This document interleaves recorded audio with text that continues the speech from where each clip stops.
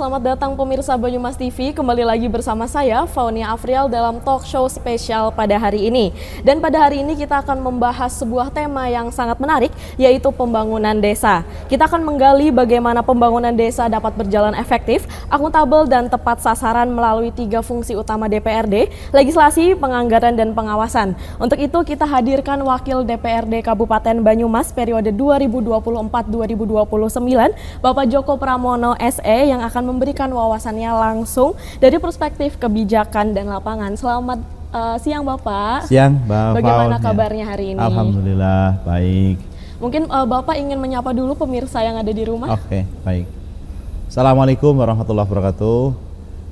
Pemirsa, saya Joko Pramono, Wakil Ketua DPRD Kabupaten Banyumas. Saya dari fraksi Partai Keadilan Sejahtera, perwakilan Dapil 5, mewakili Kecamatan Aji Barang, Kecamatan Pekuncen, Kecamatan Gumelar, dan Kecamatan Lumbir. Izinkan kami untuk bersapa dengan masyarakat Banyumas melalui program-program di Banyumas TV bersama dengan Mbak Fone ya. Terima kasih Mbak Fau. Baik, luar biasa. Lalu untuk membuka diskusi pada hari ini, mungkin kita akan mulai dengan gambaran besarnya terlebih dahulu. Sebagai Wakil DPRD, Bapak tentu saja memiliki pandangan yang luas tentang kondisi desa pada saat ini. Maka dari itu, mungkin untuk membuka diskusi pada hari ini, pertanyaannya adalah apa 3 masalah utama desa saat ini menurut DPRD? Baik, terima kasih Mbak Fau. Rekan-rekan dari Banyumas TV, bahwa Kabupaten Banyumas terdiri dari 301 desa dan 30 kelurahan. Jadi ada 331 desa dan kelurahan. Maka kami DPRD Kabupaten Banyumas berprioritas bagaimana menghadirkan pembangunan yang merata sampai ke pelosok-pelosok desa. Dengan 300 desa ini, maka kami juga berterima kasih atas apa yang sudah dicapai hari ini oleh pemerintah desa yang luar biasa dengan sokongan dari pemerintah pusat, baik melalui dana desa maupun pemerintah provinsi dan kabupaten terkait dengan dana transfer daerah, dan alhamdulillah, dana transfer desa maksud saya. Dan ada beberapa hal yang memang patut kita seriusi, adalah salah satunya adalah bagaimana infrastruktur yang masih di desa masih cukup tertinggal, baik itu infrastruktur jalan, pendidikan, maupun akses terhadap sarana-sarana pemerintahan, baik ekonomi maupun pendidikan serta kesehatan. Yang kedua adalah bagaimana meningkatkan SDM kita.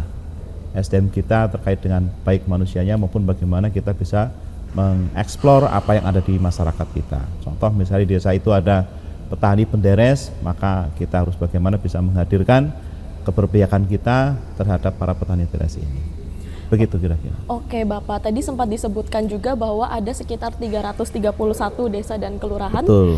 Lalu bagaimana DPRD sendiri itu memetakan prioritas pembangunan desa berbasis kebutuhan dari tiap wilayahnya itu Bapak? Ya, kami DPRD Kabupaten Banyumas punya sarana-sarana untuk bisa mendekat kepada konstituen.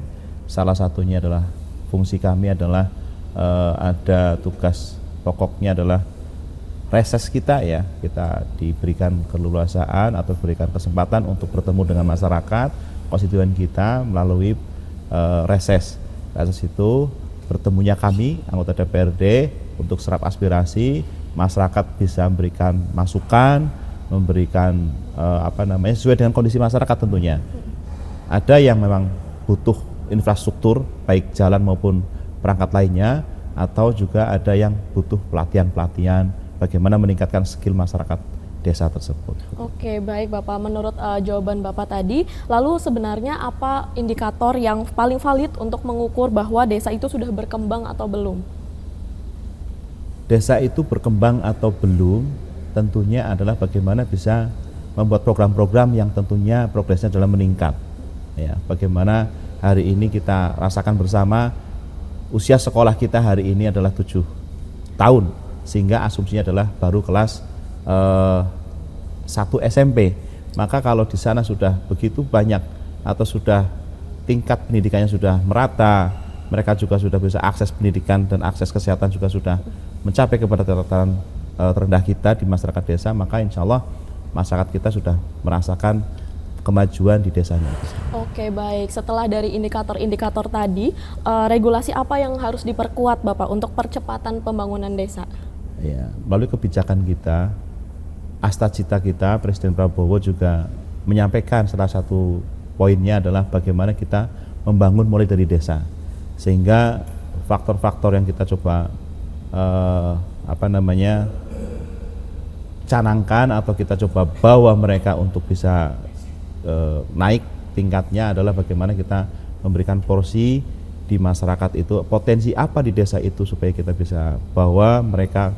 Contoh misalnya di daerah kami di Pekuncen itu di sana cukup banyak petani gula kelapa, maka kita bisa menghadirkan program-program yang bisa diserap oleh mereka. Contoh kalau Pemda kita Kabupaten Banyumas itu memberikan solusi-solusi bagaimana para penderes ini aman dari misalnya nun sewu kita berharap tidak jatuh nih, tapi kalau ada jatuh dan segala macam mereka sudah ada cover asuransi penderes, contohnya begitu. Atau kita juga DPRD bisa menginisiasi bagaimana para petani itu ada asuransi pertanian. Misalnya mereka melakukan penanaman padi, ada buso dan segala macam, maka kita ada bantu untuk ikut asuransi pertanian, begitu Pak. Oke, baik Bapak. Dengan tadi sudah ada indikator dan juga sudah ada regulasinya. Sejauh ini apa tantangan terbesar desa dalam menjalankan program yang yaitu jangka panjang? Iya, tadi di awal saya sampaikan ada tiga hal yang patut kita jadikan konsentrasi. Salah satu adalah peningkatan SDM. SDM ini adalah bagaimana masyarakat kita aware terhadap program, baik program turunan maupun program-program yang diinisiasi oleh desa itu sendiri, sehingga keterlibatan masyarakat desa itu mensukseskan program itu sangat diharapkan, dan itu harus lahir dari keinginan masyarakat itu sendiri.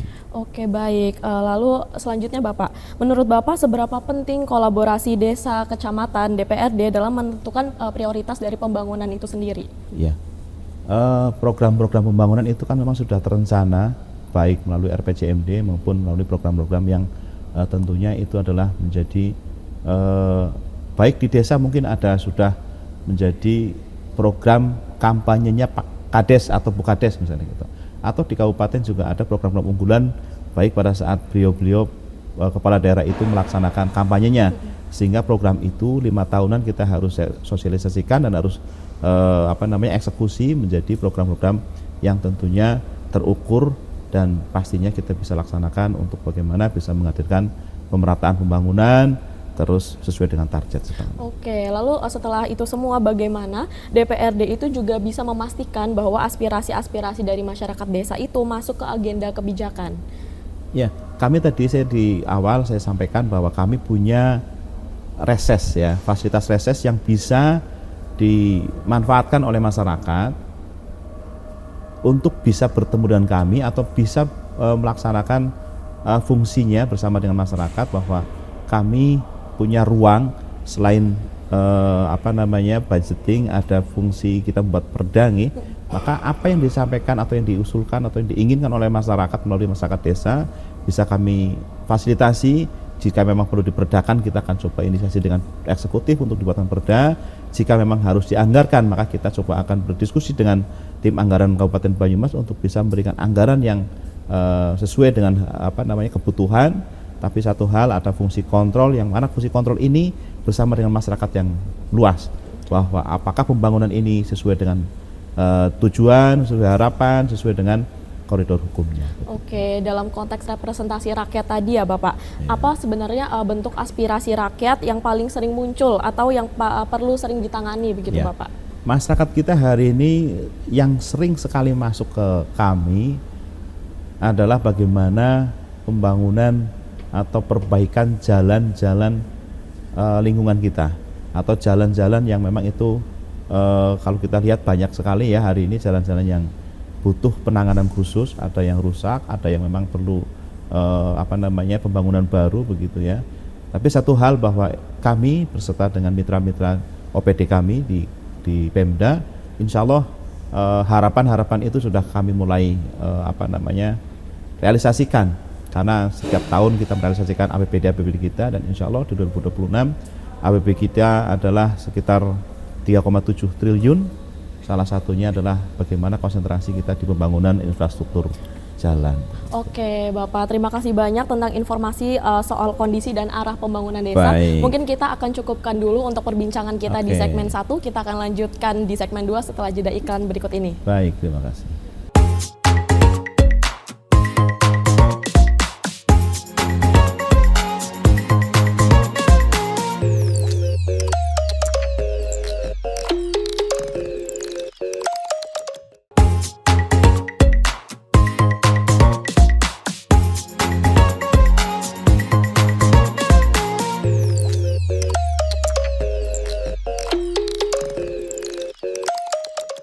Baik pemirsa, kembali lagi bersama saya Faunia Afrial dan masih dalam talk show spesial kita bersama Wakil Ketua DPRD Kabupaten Banyumas, Bapak Joko Pramono.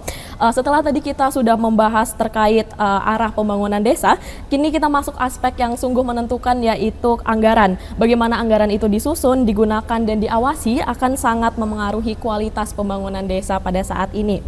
Mungkin kita akan melanjutkan perbincangan tadi yang sempat terpotong oleh iklan, Bapak. Baik, Bapak. Menurut Bapak, apakah lokasi dana desa saat ini sudah sesuai prioritas yang DPRD lihat di lapangan? Dana desa itu adalah implementasi dari Undang-Undang Nomor 6 Tahun 2014, mohon maaf.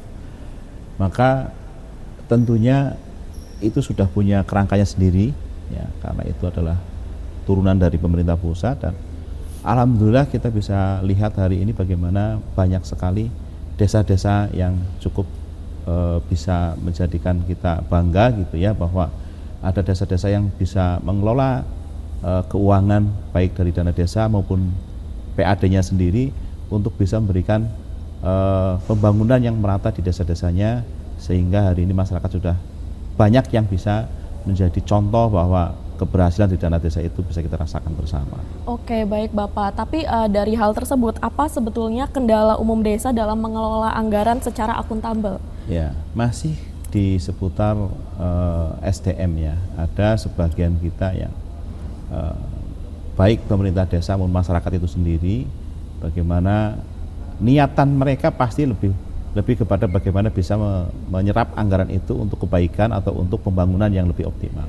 Tapi kadangkala memang dalam konteks implementasinya ada kendala yang tidak hanya secara keberhasilan kita bisa ukur atau kita anggap bahwa itu tidak sukses misalnya gitu ya, tapi lebih kepada bagaimana kita sebagai masyarakat desa untuk bisa meyakini bahwa program-program yang kita sudah susun itu kalau kita jalankan dengan baik, insya Allah akan menghasilkan lebih baik lagi. Contoh adalah bagaimana anggaran desa itu kita optimalisasikan untuk bagaimana sektor pertanian kita atau sektor-sektor wisata kita yang di desa-desa itu bisa menggeliat gitu. Sehingga dengan adanya sentuhan dari dana desa ini untuk sektor ekonomi, maka insya Allah di desa-desa itu akan lebih berkembang. Oke, luar biasa. Jadi mungkin tadi setelah kita membicarakan terkait anggaran, mungkin tidak jauh dari kata transparansi begitu ya Bapak. Lalu sebetulnya langkah konkret DPRD untuk meningkatkan transparansi anggaran desa itu bagaimana Bapak? Anggaran desa punya aturan sendiri pastinya ya, tetapi transparansi ini pastikan bagaimana publik bisa ikut memantau lah intinya gitu ya. Maka kalau kita lihat di desa-desa sering kita lihat ada papan besar gitu ya, papan pengumuman, bisa dari banner atau apa yang mereka bisa menjadikan alat informasi ke masyarakat bahwa berapa APBDes yang mereka terima dan berapa yang dibelanjakan begitu, sehingga jelas sekali di situ bisa masyarakat akses. Maka insya Allah itu sudah sedikit banyak memberikan transparansi kepada publik. Akan lebih optimal lagi bagaimana transparansi ini bisa dilakukan, maka peran-peran BPD di desa-desa masing-masing atau masyarakat secara umum untuk bisa mengawal proyek-proyek yang sudah direncanakan dan direalisasikan oleh pemerintah desa, tentunya bisa kita pantau, bisa kita lihat dengan jelas di masyarakat kita. Mereka ada kegiatan, ada alamat, ada jumlah nilainya dan segala macam, maka bisa dijadikan pada saat terrealisasi, maka bisa kita lihat apakah benar atau tidaknya. Oke, lalu seberapa besar peran masyarakat dalam pengawasan anggaran dan bagaimana juga dari DPRD sendiri itu mendorongnya Bapak? Ya, Tentunya kami sering lakukan pada saat kami reses maupun bertemu dengan masyarakat dalam forum-forum tertentu, kami menyampaikan bagaimana fungsi kontrol kami sebagai anggota DPRD, maka juga masyarakat, peran masyarakat juga cukup penting supaya apa? Supaya bisa menjadi perwakilan kita, sehingga mereka bisa menginformasikan pada kami informasi-informasi yang terkait dengan kegiatan-kegiatan di masyarakat yang menggunakan APBD kita atau APBN bahkan bisa jadi yang dana desa itu, sehingga kalau optimalisasi pengawasan ini terjadi baik masyarakat maupun kami DPRD, insya Allah program-program yang direncanakan bisa berjalan dengan baik sesuai dengan tujuan awal begitu. Mbak. Oke, luar biasa Bapak. Lalu membicarakan terkait pengawasan tadi ya Bapak, apabila dari DPRD ini sendiri menemukan perbedaan atau ketidaksesuaian antara laporan dan juga kondisi nyata, bagaimana dari DPRD itu menindaklanjutinya? Ya, kalau apakah terjadi suatu hal, misalnya rencananya A, terus kegiatan itu bisa jadi tidak dilaksanakan atau dilaksanakan kurang dan segala macam, maka itu ada perangkat yang sama-sama kita pahami. Kita punya di masyarakat juga atau di lapangan atau di desa itu juga ada tim sendiri yang melaksanakan fungsi-fungsi pengawasan, ada BPD, ada juga tim pelaksana kerjanya ya, sehingga insya Allah masyarakat dan kami bisa saling bersinergi untuk bisa bagaimana pengawasan dalam kegiatan-kegiatan di desa. Oke, lalu indikator-indikator apa yang digunakan DPRD untuk menilai bahwa anggaran desa itu sudah digunakan secara efektif dan juga efisien? Kalau DPRD tidak dalam rangka menilai itu sudah itu belum ya, terjadi atau belum, atau sukses atau tidak, karena mereka punya pertanggungjawaban pada saat mereka melaksanakan tugasnya atau melaksanakan kegiatannya, maka ada harmonisasi dengan OPD terkait kita gitu. Jadi memang hierarkinya bukan ke DPRD ya, tapi DPRD punya fungsi kontrol yang mana kita bisa sama-sama dengan masyarakat bersinergi untuk bisa bagaimana anggaran-anggaran itu bisa berjalan dengan baik. Baik Bapak, apakah mekanisme pengawasan dari masyarakat desa sendiri sudah berjalan dengan optimal? Lalu bagaimana dari DPRD sendiri akan memperkuatnya begitu ke depannya? Iya. Tentunya yang tahu desanya maka masyarakat desa tersebutnya, sehingga pada saat apa yang sudah direncanakan dalam RAPBD-nya atau APBD-nya itu, maka yang mengawal adalah bagaimana peran-peran masyarakat desa, stakeholder yang ada di desa itu bisa mengoptimalkan kegiatan itu dilaksanakan atau tidaknya. Apakah ada perangkat-perangkat yang bisa yang bisa menjadi barometer gitu ya, maka masyarakat sendiri punya barometernya. Contoh misalnya di papan reklamanya atau di papan pengumuman kegiatan itu, misalnya kegiatan pembangunan jalan sepanjang 300 meter misalnya gitu, maka di situ akan kelihatan apakah sudah 300 meter ataukah aspalnya bagus atau tidak, masyarakat juga akan paham. Dan itu akan apalagi hari ini ya, semua bisa diviralkan begitu, masyarakat bisa foto sendiri langsung diviralkan dan segala macam. Maka insya Allah kami melihat pemerintah desa sudah sangat-sangat berhati-hati insya Allah. Oke Bapak, dari hal-hal tersebut begitu ya, sebetulnya apakah tantangan terbesar dalam melakukan pengawasan anggaran desa?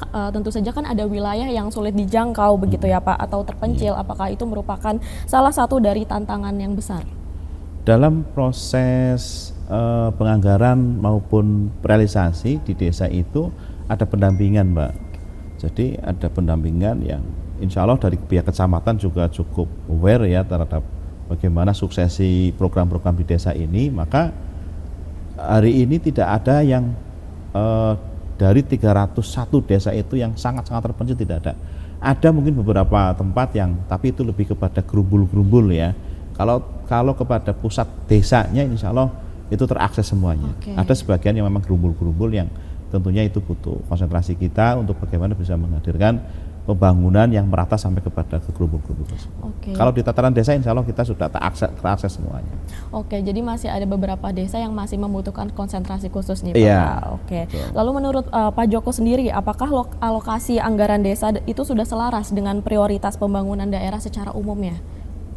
asta cita kita Bapak Presiden Prabowo adalah membangun dari desa. Tentunya kebijakan bagaimana anggaran desa itu bisa dioptimalkan di desa, maka tinggal bagaimana masyarakat desa itu bisa mengimplementasikan itu begitu. Contoh misalnya di desa A itu potensi desanya adalah wisata misalnya. Tetapi di sana prioritasnya adalah membangun industri misalnya gitu. Maka cukup kurang tepat karena potensi yang ada adalah bagaimana wisata bisa dioptimalkan, tapi malah membangun yang lainnya. Atau ada desa yang di situ pertaniannya kuat harusnya gitu, tetapi malah mereka membuat satu terobosan karena hari ini ramai wisata, membuat wisata. Padahal ya bisa jadi sih wisata dan pertanian bisa dikolaborasikan begitu, tetapi alangkah baik dan bijaknya kalau apa yang ada di desa itu menjadi program-program unggulan. Gitu. Oke, baik Bapak, terima kasih banyak untuk informasi dan juga diskusi terkait anggaran desa dan juga pengawasan DPRD. Mungkin kita juga akan melanjutkan diskusi kita di segmen selanjutnya. Sesaat lagi tetaplah bersama kami. Baik, terima kasih.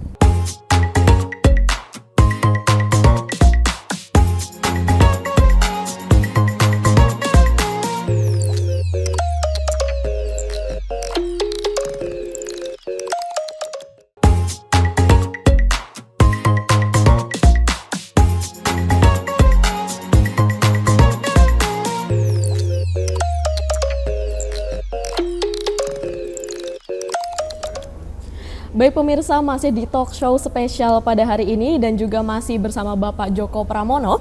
Tadi kita sudah membahas dan juga mendiskusikan terkait anggaran. Sekarang mari kita lihat bagaimana anggaran dan kebijakan ini diterjemahkan ke dalam pembangunan nyata, infrastruktur, peningkatan SDM dan juga inovasi ekonomi desa. Setelah tadi kita berbincang tentang anggaran dan juga pengalokasian begitu ya Bapak, mungkin kita akan melanjutkan terkait infrastruktur, SDM dan juga inovasi desa.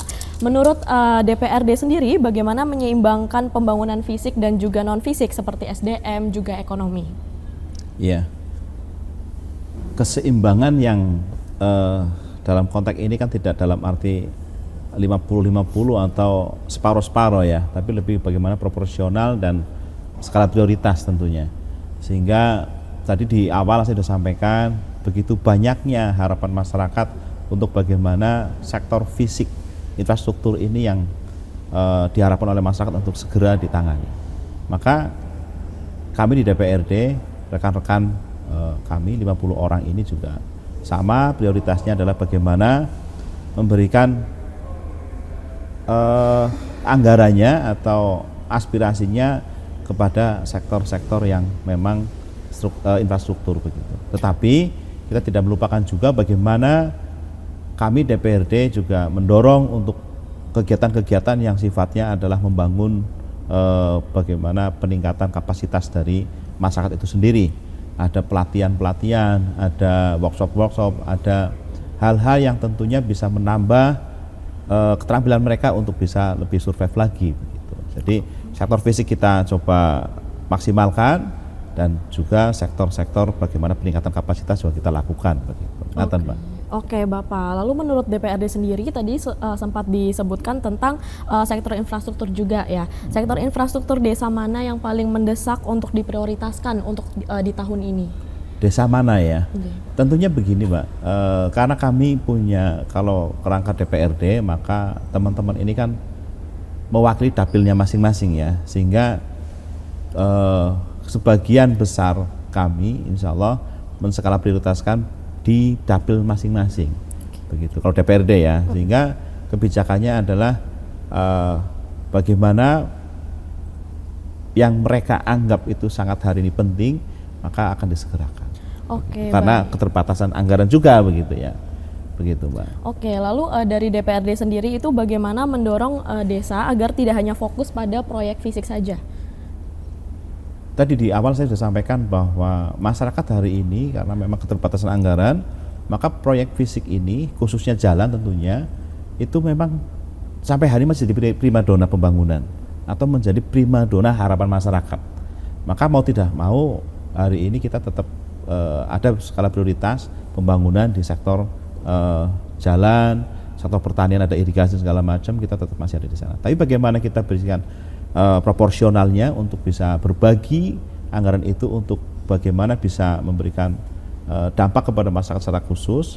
Kita juga alokasikan juga kepada sektor pariwisata, ada pelatihan desa wisata, atau ada kelompok-kelompok masyarakat yang memang mereka berdaya dengan wisatanya, maka kita inisiasi juga untuk berpihak kepada sektor tersebut. Oke, mungkin lalu dukungan dari DPRD bagi UMKM, desa wisata dan juga ekonomi kreatif itu seperti apa Bapak? Ya. Tadi sempat disinggung juga. Karena memang kebijakan kami atau fungsi kami adalah bagaimana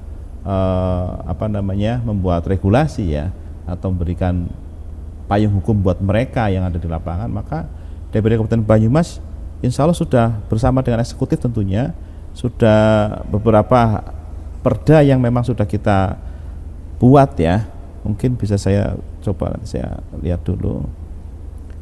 Itu ada beberapa perda, contohnya perda terkait dengan desa wisata, kita inisiatif juga. Ada perda tentang tadi yang di awal saya sampaikan, bagaimana petani kita merasa nyaman begitu ya, sehingga kita ada perda asuransi pertanian. Pada saat mereka melakukan penanaman padi misalnya gitu, terjadilah gagal panen, maka mereka akan mendapatkan benefit dari asuransi tersebut. Kita inisiasi itu. Atau ada juga perda tentang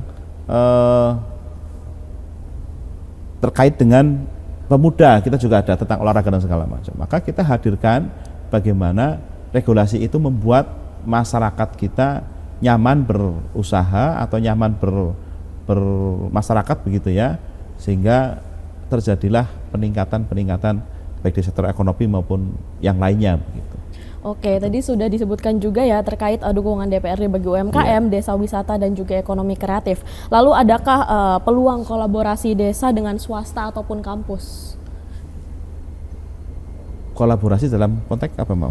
Kolaborasi mungkin dari segi SDM atau bagaimana? Oh ya, DPRD Kabupaten Banyumas pada saat kita membuat satu kerangka aturan atau perda, maka kita akan menggunakan jasa-jasa dari akademisi kita, baik di Unsur, dari kampus-kampus terdekat sini ya, untuk bisa memberikan NA-nya kepada kita atau naskah akademiknya, supaya apa? Supaya kerangka yang kita coba canangkan itu atau kita inisiasi itu bisa bermanfaat oleh masyarakat Banyumas begitu. Jadi tidak hanya kampus, tapi kita juga memberikan kesempatan untuk masyarakat kita khalayak untuk bisa memberikan masukan, saran, kritik kepada kami DPRD Kabupaten Banyumas untuk bisa lebih optimal dalam melayani masyarakat Kabupaten Banyumas. Oke, membicarakan terkait SDM tadi, program peningkatan SDM desa apa yang paling berdampak menurut Anda? Jadi seperti dari program peningkatan SDM tadi, menurut Bapak Joko sendiri itu yang paling berdampak itu yang seperti apa? Ya, selama ini memang program-program pelatihan kesannya menjadi satu yang hanya berulang saja begitu ya, tidak berdampak. Tapi faktanya memang mau tidak mau itu harus menjadi konsentrasi kita juga, bahwa kita harus berikan peluang kepada masyarakat untuk bisa bagaimana bisa akses dunia luar ya. Misalnya contoh UMKM kita kalau kita tidak latih atau kita tidak berikan pemahaman lebih baik lagi terhadap bagaimana pasar di luar kita, maka mereka tidak akan paham, mereka tidak akan tahu. Maka kita fasilitasi untuk pelatihan-pelatihan bagaimana mereka bisa akses dunia luar atau pasar luar, bisa jadi luar Kabupaten Banyumas, luar Jawa Tengah, bahkan bisa ke luar negeri begitu. Sehingga kita bisa memberikan perhatian terhadap para pelaku usaha untuk bisa mengakses informasi yang ada di lingkungan kita begitu. Oke, baik. Lalu menurut Bapak Joko sendiri, apa faktor yang menyebabkan pengembangan UMKM di desa itu tidak berkelanjutan, Bapak, seperti berhenti di tahun pertama dan sebagainya? Itu harus jadi Mbak, bahwa itu sama-sama yang kita rasakan, bahwa maka patut kita coba carikan solusinya begitu. Kita tidak kurang-kurang baik dari dinas maupun dari rekan-rekan kami yang ada di DPRD Kabupaten Banyumas untuk bisa membersamai mereka. Ada pelatihan kita sudah lakukan, ada pengawalan program-program kita juga sudah lakukan. Maka memang dalam konteks berusaha kegagalan pasti akan dialami oleh kita semuanya, sehingga tapi tidak sedikit juga yang berhasil, Mbak. Contoh misalnya ada di Desa Semedo itu ada gula manis ya, gula semut mohon maaf, ada Semedo manisnya itu menurut saya cukup bagus. Tidak hanya di Semedo sih, di Cilongok juga ada, di mana-mana ada. maka kalau sudah bisa melihat potensi yang di desa itu dan dikembangkan, insya Allah progresnya akan lebih baik pastinya dibanding dengan UMKM yang resource-nya harus jauh begitu ya. Bisa jadi desa itu tidak ada sumber-sumbernya, maka itu akan mengalami memang kesusahan begitu.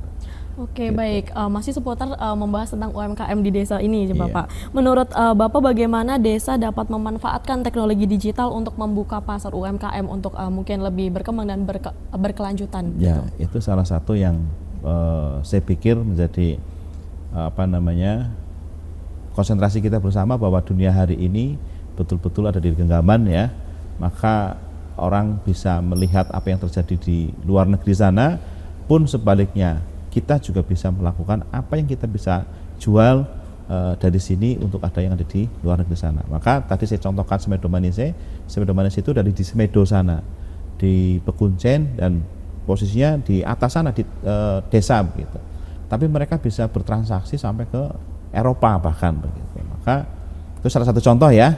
Salah satu contoh yang saya tahu bahwa mereka bisa memasarkan gula semut ke luar negeri. Maka kalau itu bisa diadopsi oleh UMKM yang lainnya, insya Allah UMKM kita akan lebih maju, lebih bermanfaat lagi untuk masyarakat Banyumas. Tentunya kegagalan-kegagalan tadi adalah menjadi jamu untuk UMKM itu lebih kuat lagi gitu. Oke, pembahasan yang sungguh menarik terkait dengan infrastruktur, SDM, dan juga inovasi desa.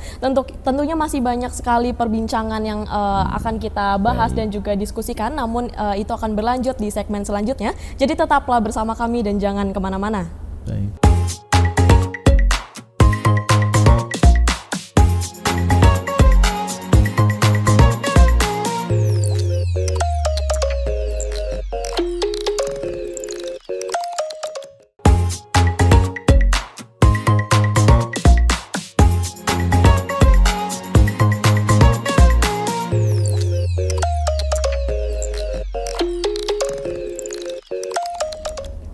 Baik pemirsa, masih bersama saya Faunia Afriel dan juga Bapak Joko Pramono selaku Wakil Ketua DPRD Kabupaten Banyumas periode 2024-2029. Tadi kita sudah banyak membahas terkait anggaran, juga inovasi, juga SDM. Mungkin kita akan melanjutkan perbincangan kita terkait arah kebijakan dan juga komitmen DPRD ke depannya. Oke. Pertama, untuk prioritas utama DPRD dalam pembangunan desa dalam sekitar 1 sampai 3 tahun ke depannya itu bagaimana, Bapak? Ya, tadi prioritas kami sesuai dengan program-program yang ada hari ini adalah bagaimana bisa mensukseskan program-program yang dicanangkan oleh beliau Pak Bupati, Pak Gubernur, bahkan beliau Pak Presiden. Tapi tidak menutup kemungkinan bahwa kami juga punya hak untuk bisa menentukan sesuai dengan tadi, mensesuaikan dengan program-program yang ada, sehingga prioritasnya adalah bagaimana program-program di desa itu bisa berjalan dengan lancar. Kita tadi yang saya sampaikan di awal bahwa ada program asas-citanya Presiden Prabowo, salah satunya membangun desa dan bagaimana meningkatkan pariwisata di desa begitu. Sehingga kami pun setuju, kami pun sepakat bahwa program peningkatan kapasitas masyarakat terkait dengan skill pariwisataan atau hal yang lainnya atau pertanian bahkan, maka kita akan prioritaskan ke arah sana, Mbak. Oke, setelah membicarakan tentang prioritas begitu ya Bapak, mungkin setelah itu tantangan terbesar dalam memastikan kebijakan bahwa kebijakan tersebut akan benar-benar diwujudkan di lapangan itu menurut Bapak sendiri bagaimana? Ya, RPJMD kita itu kan salah satunya bagaimana sektor pertanian dan sektor pariwisata. Maka ada barometernya nanti pada saat capaian-capaian itu otomatis akumulasinya bagaimana capaian yang ada di perangkat daerah. Nanti di situ ada indikator-indikatornya, sehingga yang kalau kami diukurnya adalah bagaimana perda kita sesuai atau tidak, sesuai dengan rencana gitu. Kita misalnya bikin perda di 2026, perdanya berapa yang akan direncanakan. Misalnya kita ada 14, maka sampai enggak di tahun berikutnya atau tahun berjalan itu selesai 14 perda atau tidak begitu. Tapi kalau bagaimana kita mengawasinya program-program yang kita sudah canangkan, maka insya Allah kita bersama dengan 50 orang ini lakukan pengawasan, fungsi kontrolnya insya Allah berjalan dengan baik. Oke, baik. Lalu bagaimana DPRD sendiri itu memastikan pembangunan desa itu tidak hanya selesai secara fisik namun juga berfungsi dan juga benar-benar digunakan begitu oleh masyarakat? Bagaimana? Bagaimana DPRD itu memastikan bahwa pembangunan desa itu tidak hanya selesai secara fisik namun juga digunakan oleh masyarakat? Iya, betul bahwa sering kita lihat di media bahwa setelah selesai proyek bangunannya sudah rusak dan segala macam. Maka insya Allah di Kabupaten Banyumas tidak terjadi hal semacam itu, karena tadi saya sampaikan bahwa fungsi-fungsi kontrol masyarakat cukup berjalan dengan baik, dan kami pun sama, kita juga sama-sama dengan masyarakat dan OPD terkait untuk mengontrol atau mengevaluasi hal-hal yang sudah dilakukan oleh rekan-rekan kami pemerintah desa untuk membangun sesuai dengan apa yang menjadi tujuannya begitu. Dan insya Allah berjalan dengan baik sampai hari ini, Mbak, terkait dengan bangunan-bangunan tersebut. Oke Bapak, lalu apabila ketika ditemukan bahwa ada proyek-proyek yang seperti mangkrak begitu, langkah korektif apa yang bisa dilakukan oleh DPRD itu sendiri?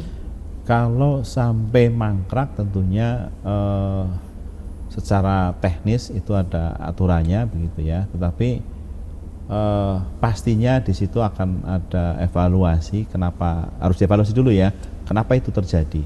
Kalau itu terjadi karena memang kesalahan pekerja, maka pekerja harus bertanggung jawab, atau kontraktor bahkan pihak ketiga itu harus bertanggung jawab begitu. Tetapi yang selama ini yang terjadi adalah kontrolnya cukup bagus ya, sehingga sampai hari ini belum ada yang program atau proyek yang dilaksanakan berhenti di tengah jalan dan mangkrak, itu sepertinya tidak ada kalau di desa ya, apalagi penggunaan dana desa yang sangat-sangat detail pertanggungjawabannya begitu. Oke, jadi sejauh ini desa-desa itu belum ada proyek yang mangkrak begitu ya Bapak? Sepengetahuan saya belum ada ya. Jadi ya yang saya tahu proyek desa itu kan pertanggungjawabannya cukup rapi kalau saya lihat ya. Insya Allah tidak ada yang mangkrak. Oke, jadi mungkin masih membicarakan terkait keberlanjutan pembangunan desa, mungkin parameter atau indikator yang paling objektif untuk menilai bahwa keberlanjutan pembangunan desa itu apa saja Bapak? Pembangunan desa ya, indikator. Kalau indikatornya adalah bagaimana masyarakat, apa yang sudah direncanakan dalam musun Bangdes mungkin itu bisa terrealisasi dengan baik, sesuai waktunya, sesuai anggarannya, sesuai volumenya, itu sudah menjadi barometer bahwa kegiatan tersebut sesuai dengan perencanaan begitu. Okay. Maka di sana ada proses bagaimana awal membuat rancangan pembangunan desa, dan ada tim-timnya tersendiri di sana yang juga diawasi oleh BPD dan masyarakat itu sendiri. Insya Allah apa yang sudah direncanakan, dikawal dan menjadi sebuah kegiatan bersama, insya Allah sudah, menurut saya sudah baiklah begitu. Oke, mungkin membicarakan masih dalam hal pengawasan begitu ya. Seberapa penting keterlibatan desa ini, keterlibatan warga desa, dan juga apakah DPRD itu memiliki mekanisme dalam memperkuat kontrol publik ini, Bapak? Ya, kontrol publiknya adalah kami juga sebagai salah satu masyarakat desa ya tentunya punya tanggung jawab besar untuk bagaimana berjalannya pemerintahan desa ini dengan baik. Kami pun juga membuka diri ke DPRD Kabupaten Banyumas untuk semua masyarakat untuk bisa mengakses ke DPRD Kabupaten Banyumas ini untuk bisa memberikan saran masukan apa yang terkait dengan pembangunan desa. Maka sering kami menerima aspirasi masyarakat datang ke sini untuk melaporkan hal-hal terkait dengan desanya, kegiatan-kegiatan desanya. Maka insya Allah melalui komisi-komisi terkait kita akan bisa mendistribusikan permasalahan-permasalahan itu untuk diselesaikan begitu. Contoh misalnya ada kegiatan contoh yang terakhir adalah masyarakat Dharma yang di sana ada longsor misalnya gitu. Kita minta komisi 2 yang membidangi hal terkait untuk bisa datang ke sana untuk mencarikan solusi dan segala macam. Oke, jadi kontribusi dari warga juga sangat penting di dalam hal ini. Harus keterlibatan masyarakat sangat besar.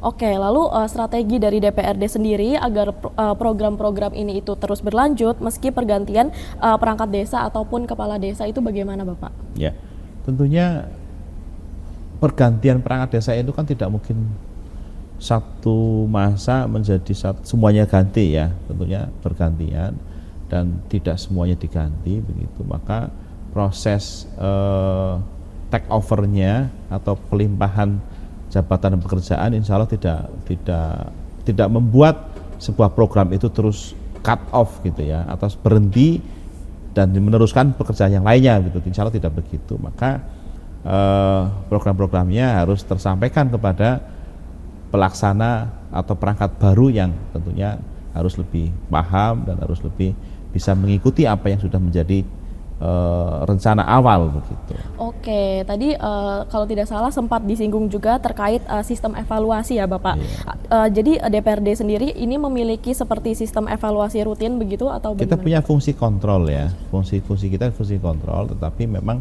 kita tidak bisa intervensi terlalu jauh kepada pemerintah desa, tapi kita bisa memanggil mereka ke sini kalau misalnya terjadi sesuatu gitu ya, tapi tentunya melalui ada aduan-aduan terlebih dahulu. Masyarakat mengadukan kepada kami apa yang terjadi di desa, maka kita bisa melakukan audiensi atau apa istilahnya bermusyawarah untuk mencarikan solusi-solusi. Kita menjadi pihak penengah bisa jadi begitu. Kita akan undang Dinas Permades atau pihak-pihak terkait dengan apa yang bermasalah di desa tersebut. Oke, luar biasa Bapak terkait informasi-informasi tadi yang sudah dibagikan. Baik. Mungkin selanjutnya harapan apa yang Bapak miliki terkait kolaborasi antara DPRD, pemerintah daerah, dan masyarakat desa untuk mempercepat ataupun agar pembangunan desa ini tetap berlanjut gitu. Harapannya adalah kami berharap baik kepada pemerintah desa maupun masyarakat desa secara umum di Kabupaten Banyumas, kita optimalkan apa yang tentunya diharapkan melalui Undang-Undang Nomor 6 2014 itu, bagaimana anggaran-anggaran desa ini bisa kita optimalkan sehingga pembangunan di desa bisa lebih maksimal. Kami di DPRD Kabupaten Banyumas juga insya Allah apa yang menjadi harapan masyarakat kita juga perjuangkan, sehingga harapannya adalah kita sama-sama mengawal, kita sama-sama mengontrol sehingga pembangunan bisa berjalan dengan baik. Terus kegiatan-kegiatan desa atau anggaran desa itu juga jangan dibuatkan hanya untuk seremonial saja. Yang tadi saya disinggung di awal, ada pelatihan-pelatihan yang tentunya tidak ada evaluasi di berikutnya. Pelatihan hari ini bagaimana membuat kue, nanti pelatihan besok lagi membuat kue lagi, tapi tidak bagaimana setelah membuat kue itu bagaimana bisa menjual kue dengan baik, dan tentunya kita bisa akses viral dan segala macam, dunia-dunia medsos dan segala macam. Maka kita fokus pada pembangunan-pembangunan yang bermanfaat untuk jangka panjang, bermanfaat untuk meningkatkan ekonomi, pembangunan yang bagaimana bisa meningkatkan mengambil peran-peran masyarakat lebih besar lagi. Mengatakan Mbak. Oke, sungguh luar biasa ya Bapak. Tadi kita sudah membahas banyak terkait peran DPRD dan juga inovasi SDM serta anggaran-anggaran itu sendiri, dan tidak terasa bahwa kita sudah berada di akhir segmen episode kali ini. Dengan memahami peran strategis DPRD dalam legislasi, pengawasan dan juga penganggaran, kita dapat melihat bahwa pembangunan desa bukan hanya soal proyek fisik, tetapi juga soal keberlanjutan. Semoga diskusi ini membawa wawasan baru bagi kita semua. Saya juga ingin berterima kasih kepada Bapak Joko Pramono SS selaku Wakil Ketua DPRD Kabupaten Banyumas periode 2024-2029. Terima kasih banyak Bapak. Baik Mbak Fao, terima kasih rekan-rekan dari Banyumas TV, terima kasih, dan pemirsa semuanya. Terima kasih dukung kami DPRD Kabupaten Banyumas untuk senantiasa bisa memberikan kontribusi kepada pemerataan pembangunan di Kabupaten Banyumas. Oke, baik, terima kasih banyak Bapak. Mungkin cukup sekian untuk episode kali ini. Terima kasih. Saya Faunia Afriel, pamit undur diri dan jangan lupa untuk menonton episode selanjutnya. Baik, terima kasih.